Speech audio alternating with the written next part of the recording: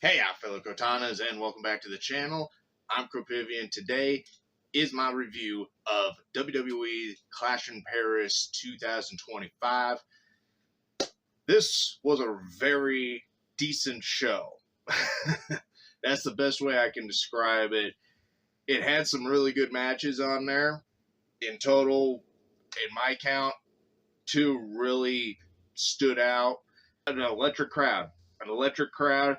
Europe crowds are always fun to watch on TV, and it's even more fun to be there in person, I'm sure, when you are at a WWE event or just a wrestling event in general over in Europe. It's always seemingly like there are very electric crowds, and Clash in Paris just extended upon that. And so, without further ado, let's get right into this review because there's a little bit to cover to a degree here.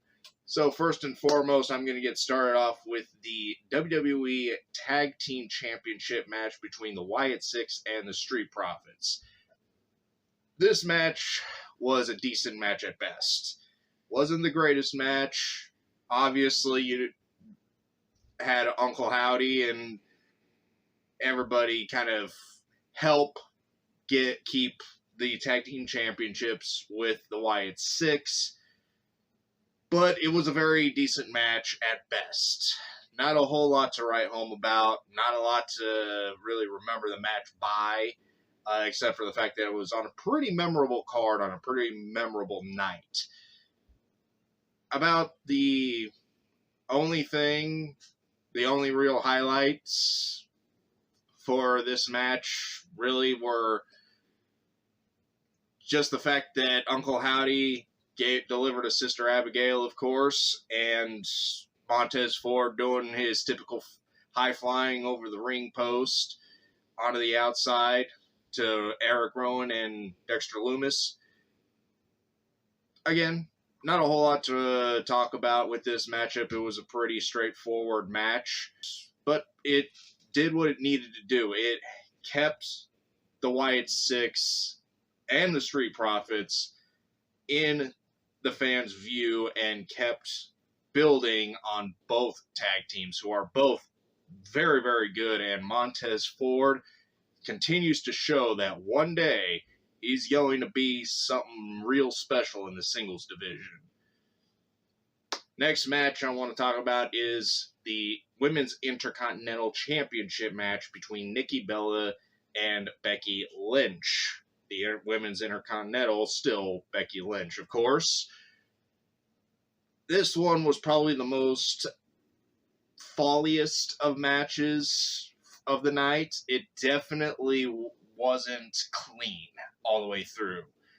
And there's especially one springboard moment for Nikki that really became disastrous. There's no other way to describe it. It was a disastrous moment.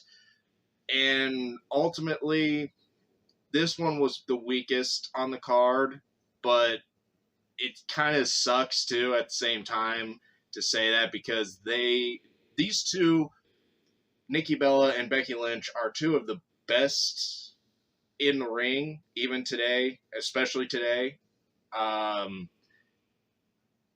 But this just wasn't, they didn't have good chemistry. There really wasn't a whole lot of chemistry there between the two, and you could tell throughout the match. It just didn't blend. Things didn't work as well as I thought they would have worked. From my standpoint, those two are some of the best in-ring workers. Obviously, Nikki's still trying to get back in the swing of things. She's only been back for a few months. But overall, I'll have to say that for Nikki Bella, this was a really good performance. It really was. Obviously, that springboard was disastrous, but it definitely wasn't the worst match of all time, and I'm sure there's going to be somebody out there that thinks it was, but it definitely wasn't. So, Nikki and Becky, I'm sure if they have another match somewhere down the road, maybe things will blend a little bit better. Fingers crossed. But I definitely think they should at least have one more match. What I still think, I said this in my prediction video, but I thought this was going to be the match of the night, and in my opinion, it lived up to be match of the night. The good old-fashioned Donnybrook match between Sheamus and Rusev. No championships, pure simple rivalry, pure simple hatred, and pure and simple extreme Donnybrook style fun.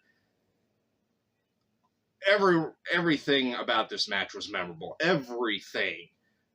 Just how they whooped each other's asses, how they utilized the stuff around the ring, the barrels, Rusev doing the accolade on top of the barrels, it was fun. It was fun to watch. It'll be fun to go back and rewatch time and time again.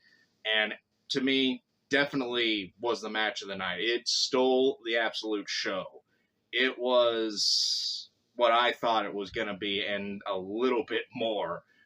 Tribal Chief Roman Reigns, the only Tribal Chief Roman Reigns, versus Bronson Reed. A rivalry over shoes. Never thought in a million years that I would see that, but hey, here we are. We saw a rivalry over shoes.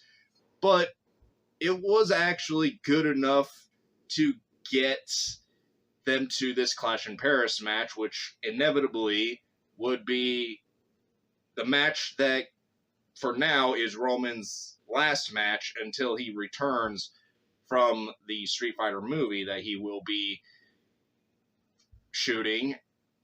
And this matchup was downright electric. I mean, this was clearly the match that fans wanted to see. They wanted to see Roman versus Bronson Reed.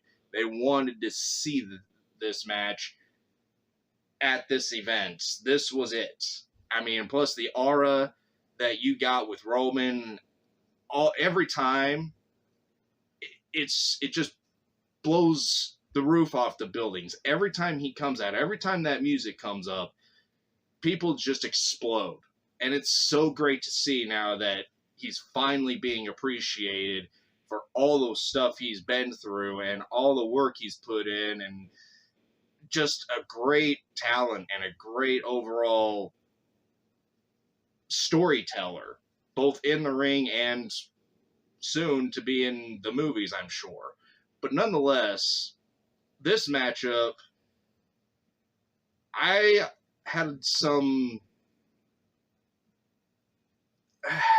questions, concerns, more or less, more concerns than questions as to how this match would pan out, because I always thought that if this matchup was really going to go down, that it would somehow, be an extended rival. And obviously with Braun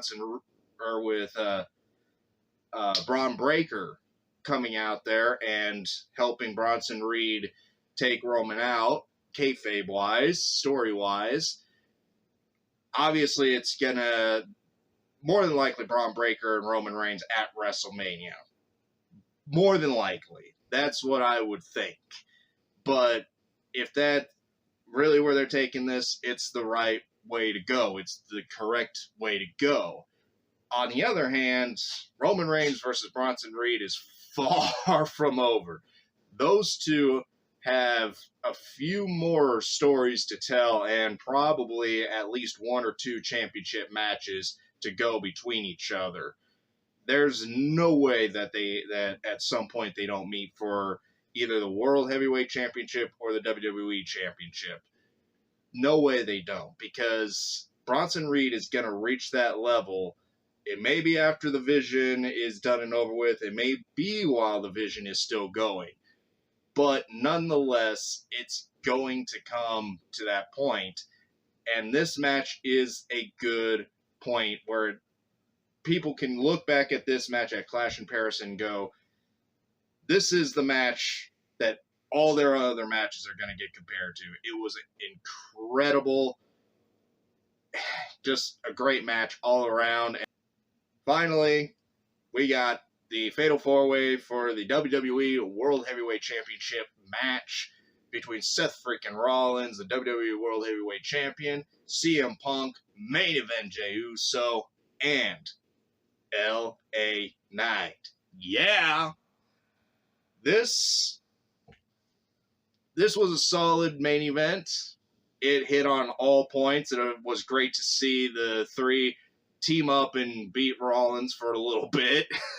It was like, okay, there we go. Now we got a little bit of a cohesive unit going here. It would have been nice to see it go for a little bit longer, just to, a little bit of an extended period. But it was what it was, and it is what it is at this point. Nonetheless, that shocking end of, at this point, there's no spoilers. Of just about everybody's seen it on YouTube, I'm sure, or when they watched it live. But Becky Lynch coming out there and low-blowing CM Punk, definitely setting up AJ Lee for a return. In all likelihood, I know that I've heard reports that it's been confirmed, but anything can happen. I hope it is, because it would be great. It would be so awesome to see AJ Lee back and to see CM Punk and AJ Lee team up against Seth Rollins and Becky Lynch. The greatest mixed tag match of all time right there. I don't even have to predict it. Long, episodical rivalry between Seth Rollins and CM Punk. It's that I just want to talk about real quick, though, that this rivalry between those two literally feels like there was the original rivalry, and then the sequel came right after it, and now this is the trilogy. This is the end, the epic end of the trilogy of the rivalry between CM Punk and Seth freaking Rollins. It feels like a movie, and it feels like it's been going on for that long. That's not a bad thing, because long rivalries tell great stories, and this one is telling a story that will never be matched ever again by anybody. I mean, it's, at this point, you could almost say that this is second to The Rock and Stone Cold Steve Austin in how the rivalry has progressed, how it's gotten more and more heated, but also you know that there is a level of respect between both of these guys. Even if they won't say it, you know that there's a level of respect between these two. But Seth Rollins remains WWE World Heavyweight Champion. Great match, great solid event all the way around. This event just serves to keep all of these rivalries that are going to a much bigger level. And it's going to be crazy when we get to WrestlePalooza. Funny name, ironic name, predictions to come when that gets closer and closer, but nonetheless, that is my review. Also, real quick before I end this video, I don't know what I was thinking. I'm going a little bit too fast here. The last thing I want to talk about is that set of Clash in Paris. Wow, that is a great set. That was an amazing set. The Eiffel Tower in the middle and the boards, the LED boards on the side of it, and it was magnificent. It was great. I fell in love with it. It's without a shadow of a doubt one of the best sets WWE has ever built, bar none. I mean, in a time where wrestling sets are pretty basic, no matter what company you're talking about, they're pretty basic nowadays. They don't get too crazy with them anymore. But this was a pretty wild, and it actually felt like a WrestleMania in Europe, which is kind of what it is. It's kind of essentially a second WrestleMania, but with only 6 matches on the card. So I'm going to end this video right here. I thank everybody so much for watching. As always, imagine your dream, create your happiness, and live your life on the edge, and I will see you in that next episode. See ya.